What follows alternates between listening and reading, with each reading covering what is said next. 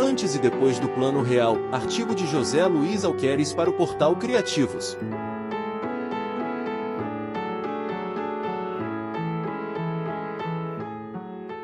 As recentes comemorações dos 30 anos do Plano Real têm merecido uma série de seminários técnicos, entrevistas com os principais economistas da época e outras justas celebrações.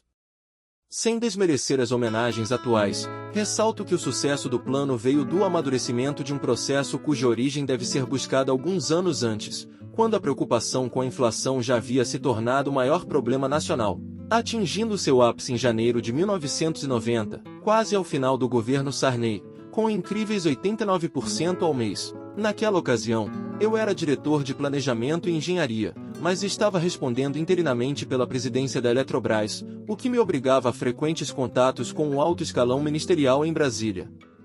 Lá, os órgãos institucionais funcionavam de forma muito precária e, na contingência de reajustar as tarifas de energia elétrica 4 vezes por mês, meu único interlocutor confiável era o ministro-general Ivan de Souza Mendes, que se articulava com o ministro Maílson da Nóbrega. Havia uma pressão para que Sarney, seguindo o exemplo de Raul Alfonsín, na Argentina, entregasse o governo ao seu sucessor antes do fim do seu mandato. Quando o presidente Collor tomou posse e anunciou o Plano Cruzado, divulgou o conceito da bala de prata, atacada com a qual esperava matar o dragão de uma só vez, menosprezando o caráter que a inflação já havia adquirido de doença crônica a ser combatida ao longo do tempo até ser extirpada do organismo econômico e social. Com o radical confisco das poupanças dos brasileiros, o que não começou bem, acabou pior ainda. Com Marcílio Marques Moreira e sua equipe, em grande parte participante da implantação do Plano Real, a abordagem correta veio, então, a ser empregada, conforme se viu na redução dos índices inflacionários do período.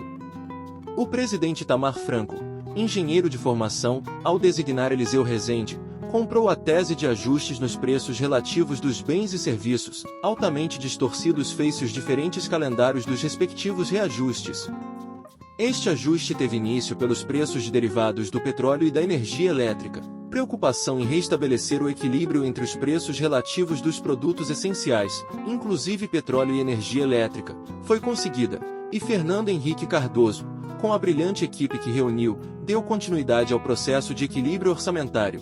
Reformas econômicas e instalação de agências regulatórias para controle técnico dos preços públicos, basicamente estruturando o tríplice controle de metas de inflação, câmbio flutuante e equilíbrio fiscal, ao lado da redução de gastos públicos e impulso às privatizações. Cabe registrar, dentre os esquecidos nesta hora de comemorações, Rubens Recupero e Ciro Gomes, que deram continuidade às medidas preconizadas pelos seus antecessores.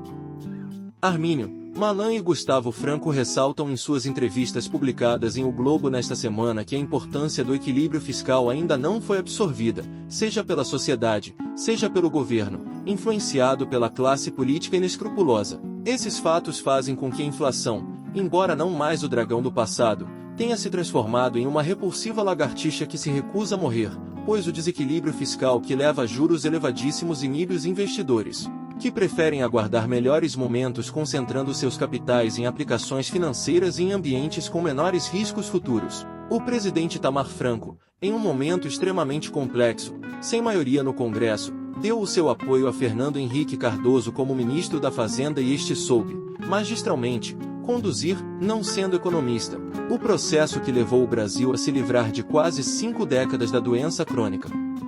Há urgência para que o governo restaure a melhor ordem econômica sem a qual não conseguiremos a maior geração de bons empregos, correção de desigualdades sociais e o progresso econômico do Brasil. Você ouviu Antes e Depois do Plano Real, artigo de José Luiz Alqueires para o portal Criativos. www.criativos.blog.br. Produção Cedro Rosa Digital. Siga nossas redes sociais.